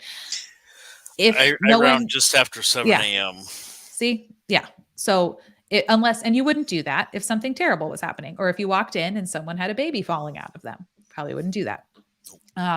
This is in stark contrast to other teams who have a much more acuity based approach, because in labor and delivery, things are fine or they're not fine, or you're having a baby. So it's like an emergency where obviously you would go to that, or you're having a baby, but you can have that time to prioritize, because it's not like, oh, I'm more having a baby. You know what I mean? Like there's not just that. Versus on a medical floor, you want to go in and you want to see your sick people and make sure, like, see what's going on with them first. So that's why the OBGYN probably rounded first. And then we'll see how it's not the same situation across the board. Chelsea, at your hospital, do they usually round pretty early? Yeah, it depends on the provider, but generally speaking, our OBs come in pretty early, first thing in the morning, and then the pediatricians come in like on their lunch break. They'll come in and around. Yeah. So also, OBGYNs and midwives at my hospital, they would come in before they went to work. So like they worked in the same building or across the street, Right. and they would come round in the hospital, and then they went to go to work and go to all your office visits during the day. And agreed. Pediatricians tended to come when they had done all of their rounding, when they had seen their sick kids, and then they came and saw these new precious babies, because the new precious babies are very cute and they're usually very healthy, and it's not urgent. And theirs is more urgent. Like everyone is urgency based, but your urgent is different. The pediatrician is the only person left to sign us out, and I will never forget her name. Her name is Dr. Hazelton. And I wish you hadn't said it on the internet. Dr. Hazelton, we just need the signature. I don't know this woman from a hole in the wall. She is not our pediatrician. Which is very normal. Usually your pediatrician is not the one in the hospital unless you live in a very small town. They usually have hospitalist pediatricians who come by and they check out the baby. Or if you are at a big enough pediatric practice, they will have a rounding physician that they send to the hospital. So it's very normal for you to not know your pediatrician. They also don't know you, to be fair, from a hole in the wall. She is just the one that is making the rounds. Our nurse comes in and we say, can we please have Dr. Hazelton sign these forms? And she says, I think the pediatrician might want to keep you for another 20 hours. And we just went, excuse me? What are you talking about? We are leaving now. At this point, my husband said, no, we are leaving now, right? So get her up here, get these forms signed. She said, well, I think she has some concerns because you declined the antibiotics when you gave birth. I had a perfect birth. I had a perfect labor. I have a perfect. And that's where I feel like the education piece was totally missed, because it wouldn't affect your birth. It affects Group B Strep affects the things that happen after your birth within 48 hours. Child. Or later. There's a lot of the biggest survivor bias happening here too. Yeah. And just from having dealt with many families, this was an uncomfortable situation, I think, all around. I don't think this was pleasant. Child. What do you mean? They're just going to keep me for the 20 hours because I declined your antibiotics. It makes no sense. We're going, oh, okay, no. We're leaving today, not just today. We're leaving right now, so please have her come. Clearly, she did not make this a priority. It was about another hour, and she still had not come to our room, at which point. And so again, the lack of priority is that pediatrician probably got to the floor and he went to go see patients' kids that were dying, because having worked on the floors, your pediatricians who came in the morning, they were meeting the sickest kids and trying to help stabilize them or figure out, like, what do I need to immediately order so that we can huddle as a group in a little while, just assess the situation. In healthcare in general, if you are not a priority in the hospital, that's a good thing. I was just about to say that. This is something that, like, it is a pet peeve of mine. And I think it's a pet peeve of, like, everybody who works in a hospital. Like, and I always feel bad. Like, I, as a nurse, I will say, I'm sorry, my patient who is, like, completely stable and they are feeding great on their own, they are, like, it sucks, but they are going to get the lowest amount of my attention because I am having to really help these other people. And it sucks for that patient, right? Because, but they're self-sufficient. They're stable. It's a good thing. It's a good thing that they can take care of themselves. And I try to, you can't always do this, but I will try to, like, front in this on my patients who I can see, like, okay, I can see that this shift is about to get really shitty. And so I am going to tell my stable patients, like, hey, I am foreseeing that we might have an emergency happen in the next hour or so. And so I may just like disappear for a little bit. Please still hit your call light if you need something. Somebody will be here to help you, but it might not be me. I might be MIA for a little bit. Yeah, I love that. And again, that just means that like you are okay. I agree. I used to tell my patients, I love that you did that. I do tell them that too. I would tell my people who I was worried about I would say, your neighbor makes me worried. Okay. I'm telling you this, which should make you feel good. I'm not as worried about you, but your neighbor makes me scared. So if I disappear, I'm with your neighbor. Someone will help you if you need it, but yeah. And I would tell my own patients approximately the same thing. Hey, you know what? Honestly, you're my most stable patient tonight. So if I'm ignoring you, it's not really that I'm ignoring you, but you're my most stable patient. Your neighbor over there, yeah. And they get it. They'd get it. Yep. So I know it feels personal. We just did a whole video over the weekend of how I ranted about a horrible experience where it definitely did feel personal. But at the same time, I guess this is retroactively putting it in perspective that not being the priority means you're thing. Not. Yeah, that it's a good thing. It's frustrating, but it's a good thing. At which point my husband stood up and said, okay, now we're just leaving. We're just going to leave because you're clearly dragging your feet for whatever reason. We're leaving. And of course, right when we said that, she said, oh, just, one more second. The nurse, 2 minutes later, Dr. Hazelton arrives and she comes in. This is the first time she has seen me. Probably because this nurse is frantically paging this pediatrician. Frantically. This is the first time she has seen my daughter. She goes over and does the obligatory check of the vitals, picks my daughter up, looks at her and says, congratulations. She looks very healthy. I say, great. She said, but I am not going to sign you out because we think that you should wait 20 hours because you declined the antibiotics and you were GBS positive when you were 15 weeks. I said, no. We're not, we want to leave now. She said, well, I don't do that. She said, I once watched a baby die because their parents didn't wait 48 hours. And I think this is hard because that would have been a very difficult experience. Watching a situation like that and knowing, like, from the provider standpoint, but you can't let it could be expressed in a much better way. And you can't let your trauma response come out like this. Like, this isn't helpful. You could explain that in a different way. Like, I have seen, you could even say, like, I have seen this not go well. So my bias is to want to keep you because of my personal experience with this. Here are the raw facts. Like, I'm more connected to it because of this specifically. But if they did say it like that, like, that's a lot. It's education versus this feels like manipulation. This feels like Exactly. Which, I mean, I feel like everybody has, like, I've been on the cusp of like, oh my gosh, like, I'm trying to get through to you. But there is a point when it can transfer over into, I'm trying to manipulate you into doing what I want you to do, when really I just need to educate you. And then these are the options. So, and it's hard. And it's hard when you've seen the other side of it and you have that, like, you've seen it and you're like, I never want this to happen to you again. But in this case, it doesn't come off as like, I don't want this to happen to you. It like you said, it comes off as manipulative and like you're holding them hostage because this terrible thing happened to this other person, which it's not about, like, Candace wouldn't care. Like, not that Candace wouldn't care, but like, if you're telling that to someone, you have to make them try to see it and care about it versus like, that's just someone else's sad story. You know what I mean? In this case, Chad, what do you think? Like,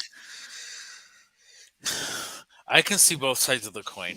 The doctor could have approached it so much differently. Yeah. So much differently.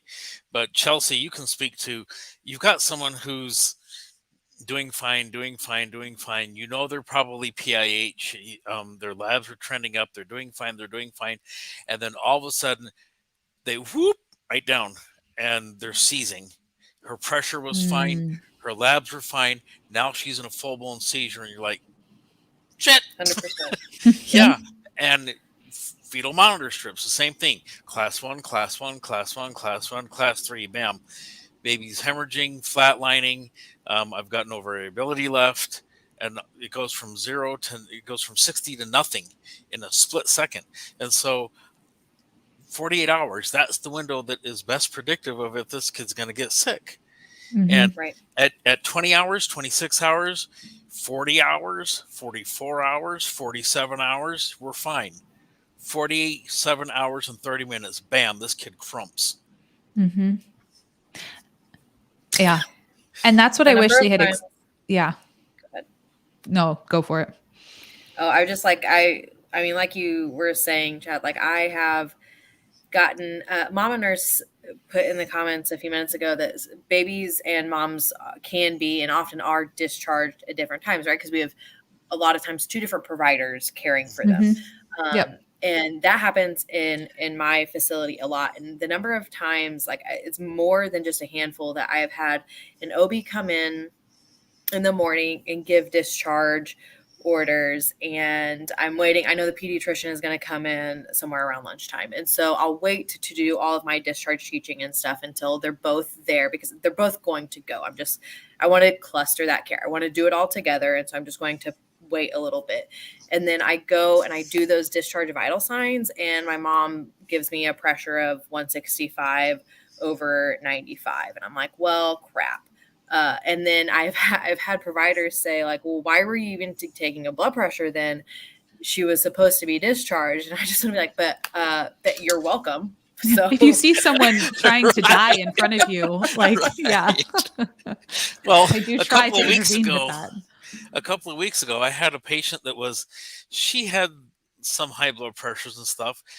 I got her delivered. We were about 24 hours post-delivery, and the nurse calls me. I'm at call on home on a Saturday, and she says her pressures are going up. She's got a headache. I said, draw PIH labs on her.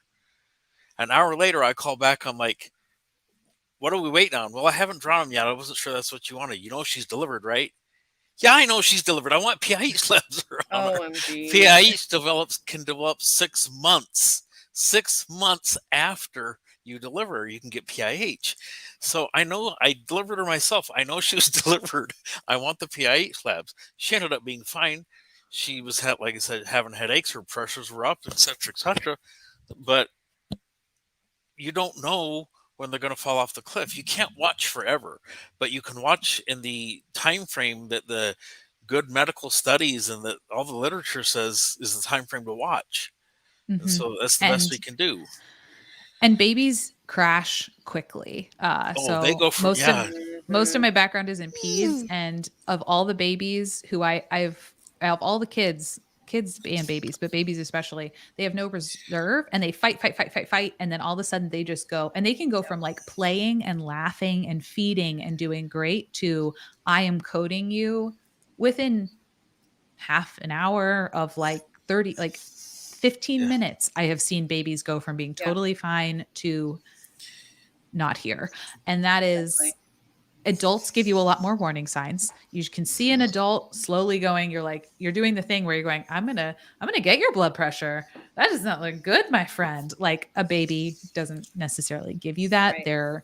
They, especially a newborn, has zero reserve. They have no energy. They have nothing to keep them going. They're fine until they're not. They have no infection until they do. And so that's why they're saying, I don't want to send you home because heaven forbid you develop this and you can't see the symptoms, or it happens so fast. Here, you're already here.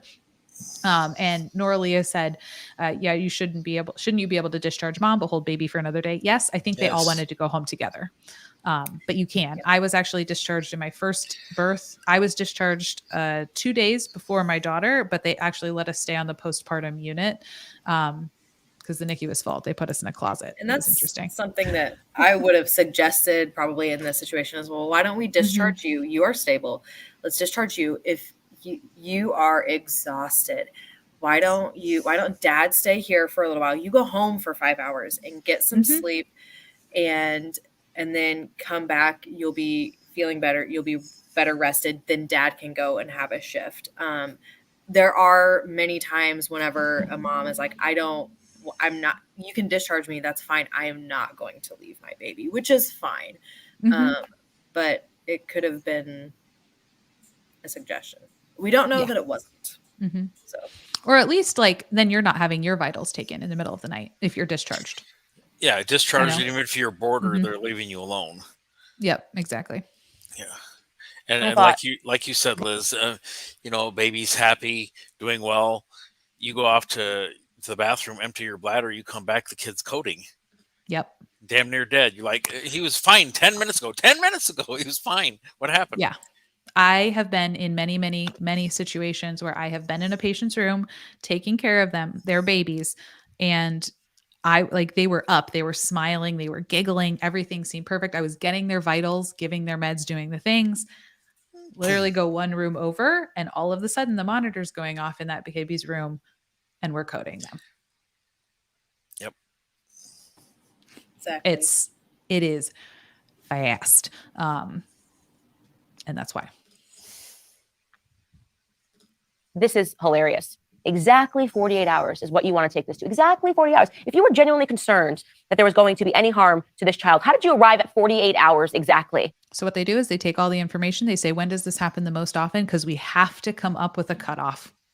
We have to give people guidance. Otherwise, you would never let people go home, because you'd be like, well, what if now? What if now? So they look at all the data and they say, we are going to help give you a little bit of a guidance, because providers in healthcare, nurses, everyone, we like guidance. We want you to tell us, hey, research has shown this window is usually the best. Let's stick with that. Yes, it happens to people afterwards, but most people are caught within this window. This is the safety window. So that's why. When you'd be willing to sign this paper. Could it be that insurance covers the hospital stay for exactly 48 hours, which means hospital profits? If you can keep every single couple that gives birth in that hospital for 48 hours, you are... It's not by hours now, it's by day. So if you are in that bed the next day, they charge your hospital bill. They would love for you to go home, because they can then put 2 patients in that room in one day. Mm-hmm. Doesn't matter how many hours you're there anymore. It used to. It doesn't anymore. Right. They would love you to go home. Hospitals love admissions, especially in labor and delivery. They're very expensive. From the nursing perspective, I'm not a provider, so I don't know from that perspective, but from the nursing, I'm getting paid hourly to be here. I could not care less. It is not, that is not what I am thinking about ever. I am never thinking about what type of insurance you have. I am never thinking about I'm thinking about you and the best care that I can give to you. And if we're being honest, all of us would love to give a big middle finger to health insurance companies. If you work in healthcare, most of us, we would love to screw the health insurance companies over, or the hospitals for that because we don't always love our employers, my friends. So if something was based on you have to keep your patient here for 48 hours, otherwise it's not helping the hospital, I guarantee most nurses would get their patients out before that if needed, just as a big middle finger to you, hospital. So Candace, it's not because of that, I promise. And the hospitalist also does not get paid based on how long you're there. That pediatrician is paid whatever, salaried, 7 on, 7 off, or whatever their schedule is. So you are guaranteeing yourself a certain amount of money. Could it possibly be? Do you really want me to believe that you witnessed an infant that died, right? Even though the chances of that happening are quite literally, virtually 0%. They're not 0%. Especially, they're not. We covered that. Again with the 0%. Yeah. Witnessed it happen because they decided to leave the hospital for 48 hours. And by the way, when you say you watched an infant die, what do you mean you watched them die? You just watched an infant die? I said, I think we all know you don't just watch an infant die. No, you fight like hell. If you've never watched any patient die. No. And that's a common phrase that people will use in healthcare is I watched them die. You watched them die while you were ferociously trying to save their life. And if you have never seen a newborn or a baby being coded, codes for children, so I've worked adults and kids. Adult codes, 30 minutes maybe. And then typically they'll call it. Sometimes if they're younger, it'll be a little bit longer. Calling it mean they just say, if it's not working, they say, hey, they go around the group. They say, does anyone have any objections to stopping? Usually half an hour. Sometimes I would say with younger people, maybe we went 45 minutes or an hour. The outcomes at that are horrible. In peds, we would code people for 2 hours. I've been in a code for almost 3 hours. There is no point. There is no point because that baby is not getting their brain. Yeah, they are not getting, they don't have blood to their brain. This is not going to end well. But ending a code on a child is That is not exactly. No one wants to stop. No one wants to be the one to call it. Everyone's constantly thinking, can we try this? How about we try this? Have we tried this? But what if we did this? Like, you don't sit there and watch a kid die. Well, and literally, I know both of you have probably had babies die in your arms. Oh, yeah. There is nothing worse than a baby dying in your arms as you're holding it. Yeah. Yours doesn't. Yeah. No, there's not. And so that really, this, like, when she said that, I was just like, I cannot. Yeah. It really shows like a big lack of, I don't know the word, just like, she very clearly like does not get it. She has no perspective of the, of actually the medical field. Yet she is here giving advice. Yeah.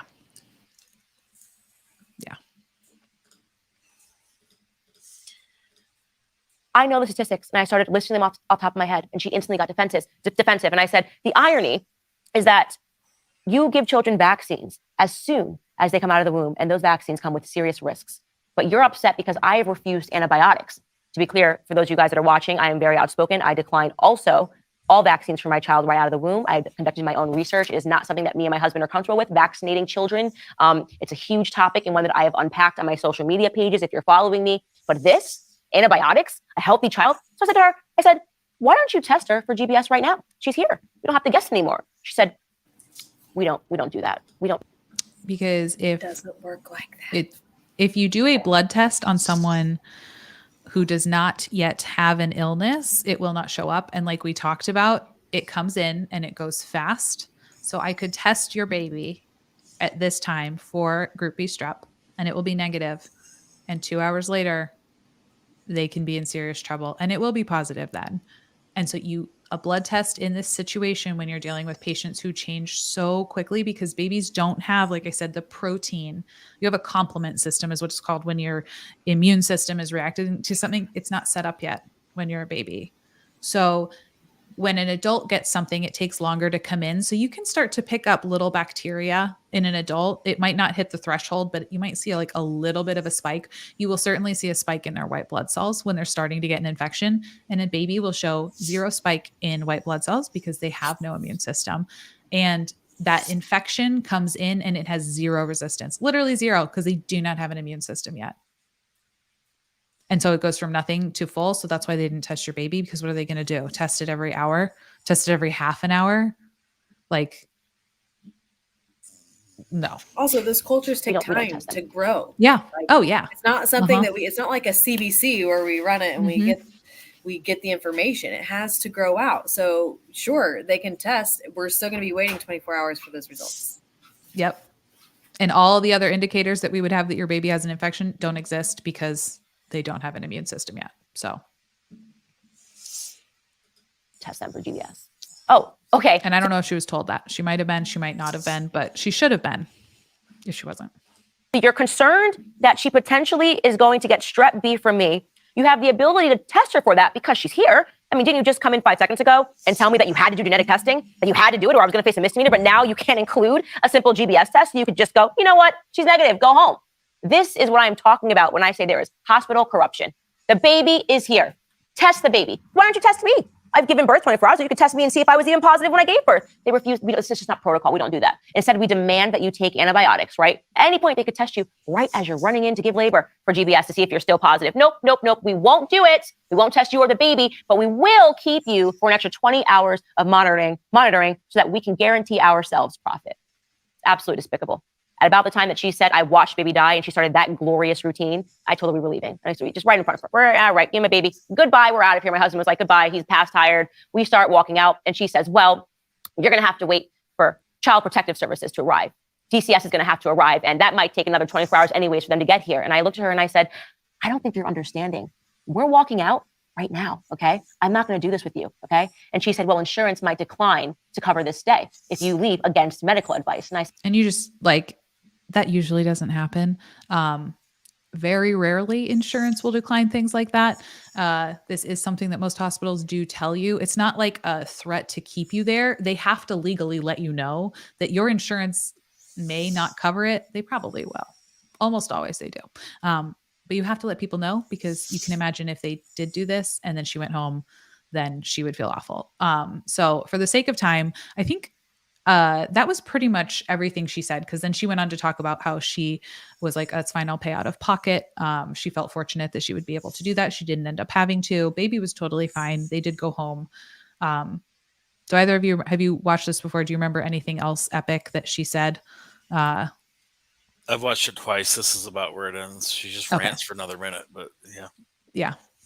Yeah. Yeah. So that, I feel very bad for her that was her experience in terms of not like, if the communication was like that. Shannon, exactly. She hit her breaking point from being exhausted and not great communication, and she's pissed off. Had she gotten sleep and explained it better, it could have been avoided. And maybe the explanations to her were not great either. And then it's mixed with, it's an and situation, and mixed of a hospital, in the situation where in hospitals, we do not let people sleep, especially after birth, for the reasons that we already talked about in this video. You know, I think the biggest thing that makes me worried about here is, a lot of people are going to see that video, and like the comments, where's my comments on here, are what make me nervous. Of, you know, some people are like, you know, tragically misinformed, talking about go watch Mahmoud Dr. Jones video. Yes. Newborn screening is important. People were sharing experiences of, you know, hey, this really helped. Like my child actually like had this and it was awful. This is what happened. Another person. Let me see. My youngest, I had a home birth and was attended by a midwife. A lot of people just saying like, this is why, you know, they would have a home birth, doing all of that. And I think it stinks that we can't find more of a middle ground of, you know, something that's like a little bit like a birth center, more like that, you know, you're, whether that's in a hospital or around it, where it can be slightly less interventions and you still can rest, because I agree, you do need to sleep. You've just explained why home births are more and more popular as this commenter, and that's agreed. Home births are statistically not as safe. But yeah. All right. There's that. Oh, I wish she hadn't said that in front of all of those people, but I do think we should get more sleep in the hospital. And Candace, I'm glad your baby and you are doing well and feeling good. Thank you for being on with me tonight, guys. That was wildly helpful. You're welcome. Sorry we threw you back to some really, oh, that's okay. Chad, sorry we threw you back to some really crappy days. Well, it's, you know, it's frustrating. I don't do what I do to be mean. I do what I do because of the literature, because of the studies, because of what science has said, because of my own personal experiences where I have seen things go from fine to complete shit show in a matter of a couple of heartbeats. And you deliver a dead baby or two, and yeah, you don't want to do it anymore. You don't want to deliver any more dead babies. You want to avoid that situation forever. And patients think you're just being mean. Man, if you've seen what I've seen, if you've had to do what I've done, if you've had to declare a baby dead, when you pronounce death as this kid's lying in your arms, you're never going to do that again, ever. No. And I think it makes it difficult to communicate, because whenever I've been in situations like that and you're trying to explain to someone who is saying no, and in your mind it's so clear because all you're seeing is that what you saw when that baby died. You know what I mean? When the baby or that child died, and you are like, how could anyone refuse this? Like, I cannot get it. And it's really difficult to communicate. And it sounds like that provider had the same exact difficulty. And it's not because, oh, we think you're dumb or we're trying to manipulate you. It's, I am human and my human emotions are coming out right now. And I have seen an unfathomable thing and I don't want it to ever happen to anyone else, type of thing. Because we're human. We're all human. And I think most healthcare providers especially in labor and delivery, they go into it because that's a kind of a brutal schedule, as Chad knows, because Chad always has to randomly leave to go deliver babies. Labor and delivery is like a love type of thing. They don't make the most money out of everyone. They are constantly at work. They require it's just a lot. You're dealing with people when they're going through a lot. People in labor and delivery, I think in general, do it because they love seeing things go well and they love that population. Cardiothoracic surgeons, that's a different story. Orthopedics, I think there's probably a little bit more room for conspiracy theories in those areas. But in general, pediatrics, labor and delivery, oncology, those types of more feeling areas, they do it because they love it. Family practice, you do it because you love it and you're not trying to nickel and dime people. And remember, we all hate the hospital too. Yep. Chelsea, you got any interesting stories? It's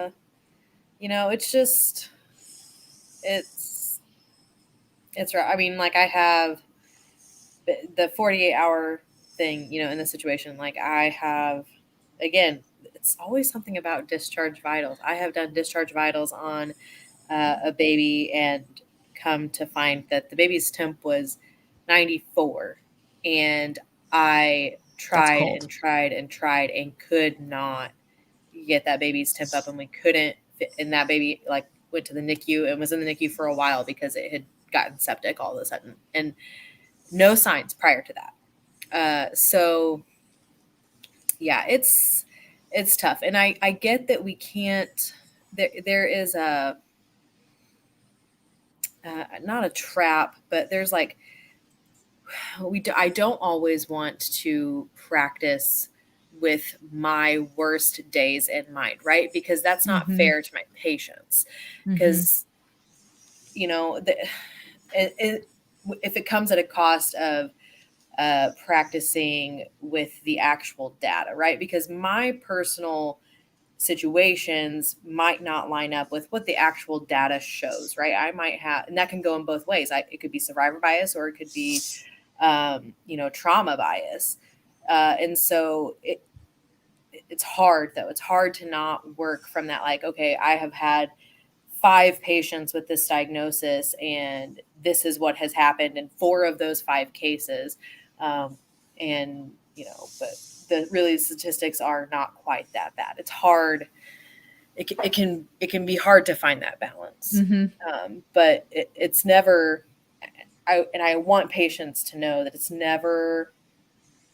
only ever out of us caring. We care so much. It's not ever that we're, trying to control you. It's not ever a malice. We just care so much. Yep. And trying to work in a system that is not always trying to work with us. So we're coming into this also with a lot of frustration at other things. Baggage and our own version of, I think Rogue said, if you want to put her, it's our own messed up version of PTSD. Yep.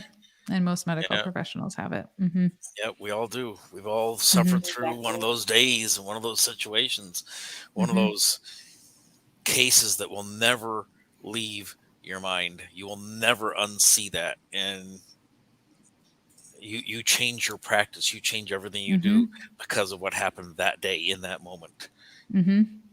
Yep. And there are things that I see and I have done, and I do warn my patients. I say, this is what the data is. This is what your statistics are. Personally, I have seen this happen and I am paranoid about it. So I would recommend that you go do this. Yes. And I am very passionate about it because I have seen it and I do not want it to happen to you. And that's how it should be, that's informed consent, right? That is truly educating and informing the patient. Yeah. With no tilt either way. Yep. So I wish she had better communication given to her. I don't know if she did, but if it is exactly as she described, that's really crappy communication. And she deserved better than that. Hopefully someone watches this video and things are cleared up. Chad and Chelsea, you had awesome information. A lot of people in the chat, Mama Nurse, Rogan P, who said Kate. Tons and tons of other people were sharing awesome information. So thank you so, so much, everyone who was commenting or sharing your own experiences.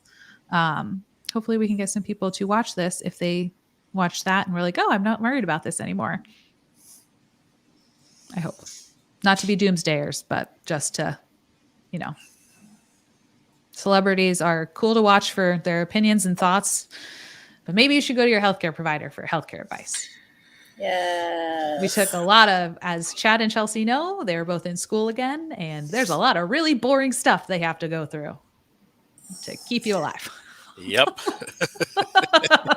Yep. Yes. How is school going? Doctorate. We I'm won't talk working about on working on my change program or change project now. So I'm about a year away. It's going. It's going. All right, we're all still It's here. going. Perfect. Perfect. Happy to provide you with some ranty distraction anytime.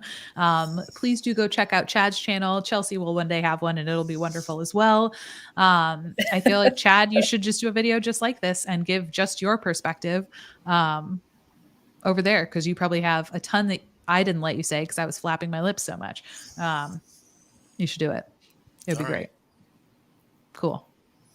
And if you want me to go and sit there and occasionally interject, go for it. Might do. Actually, I might do. Yeah, that sounds good. All right, friends. Thank you so much for being here. I very much appreciate you. Friday is going to be our next stream at around 3:30-ish in the afternoon. We're going to be reviewing an article where people from all different aspects of healthcare told their secrets. And we'll go into like, oh, have we experienced that as well? And what That sounds fun. we'll drop some other deets. I thought like a little bit more of a fun one after this one would be good, where we can get into some of the stuff. Yeah. And so that'll be on Friday. Thanks for being here, friends. Do give it a like on the way out if you enjoyed it, or if you learned something, or you also want sleep. It does tell the YouTube gods that you liked this. Give it compressions an odd number of times, and it helps save the life of the video. Tells YouTube that other people should watch it. And we can maybe combat a little bit of the information that was not so correct in this video. All right, friends, I hope you have a beautiful night. I hope you remember that you are not alone. Who's going to go save? Are you going to go save a baby? Is that your phone? Are you going to go deliver a baby? Or is that She's at Chelsea's? work. No, that's Chelsea. Oh, It was- no. I didn't mean to get so unexcited when I learned that it was you. I was like, oh, it's just Chelsea. You are not alone, my friends. You are more than enough. You do deserve adequate healthcare. You deserve communication. You deserve to feel respected, and you deserve to sleep. And you can do hard things like having babies and fighting against hospitals and insurance companies. We can do it. You can do it. Thanks for being here, friends. I'll see you next time. Bye-bye. Oh, thanks, channel members. You can become a channel member and have my eternal gratitude. That's all.